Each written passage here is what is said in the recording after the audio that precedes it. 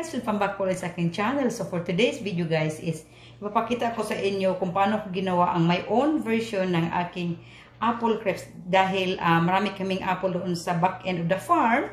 So naisipan ko gumawa ng aking apple crepes. Tapos ito ang resulta. Ito ang resulta ng aking apple crepes. Kung gusto niyo malaman kung paano ko ginawa ito, come to my kitchen! Ayan na mga palangga, kinakat ko na yung apple na manipis kasi daming apple na kuha ko sa farm.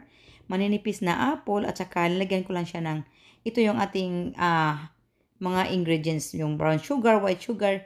At dahil wala akong Quaker oats or oats, ang ginawa ko is make ako ng cornmeal. Ayan mga palangga, so cornmeal lang. At saka yung atsara ng aking super cinnamon, ang aking syrup ng maple syrup, at ang ating flour, ang ating tsaran, ang ating melted butter, charot. O, ganun lang siya mga palangga. At saka, ilagyan lang natin ng maple syrup yung ating apple. Ganyan. Yummy pa. So, mix sure palangga, after malagyan niyo ng maple syrup, i-mix niyo yung ating apple. Ayan. Yan. I-mix natin mabuti. At saka, make sure na na-toast siya ng lahat ng apple kasi it adds sweetness to the apple. Charot. Nag-English si Lola. Okay. At yan na ang ating mga dried ingredients, mga palangga. I-mix na natin siya.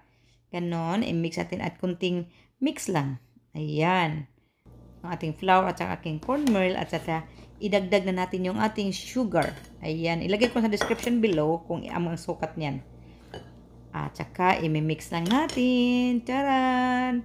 Mix lang. At saka ilagay na natin ang ating cinnamon. Ayan. Napaka bango ng ating cinnamon mga palangga. Ayan. Kasi I love cinnamon. Pagkatapos niyan, ilagay na natin ating super butter. Yung ating melted butter. Ayan. At saka, ayan na mga palangga. I-mix lang natin. Ganyan lang. Mix na. At saka, maganda din mga palangga. Wash your hands properly na lang at saka gamitin yung kamay ninyo para ma-mix na siyang mabuti. Tapos lagyan na natin siya ng ating vanilla extract. Charot. Kasi mabango talaga yung mag-mix yung vanilla extract at saka yung cinnamon. At ayan na mga palangga, minimix ko sa kamay ko. Pagkatapos, make sure na lang na ma-sealed natin yung ating apple ng mixture natin. Yung flour mixture at saka yung cornmeal. I-mix sure na lang natin makutid. Ganyan lang mga palangga. Ayan.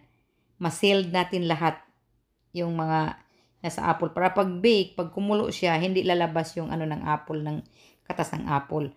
At sa preheated oven ng 350 degrees, i-bake na natin siya ng mga 45 minutes. Ayan, ganyan. Paglabas niyan mga palangga, taran! Labas ganyan. Oh. Gusto ng asawa ko yung may mga brown sa gilid kasi gusto talaga niya na medyo crunchy yung aking apple crepes. Kaya sabi apple crepes. Ayan na mga palangga. And thank you for watching.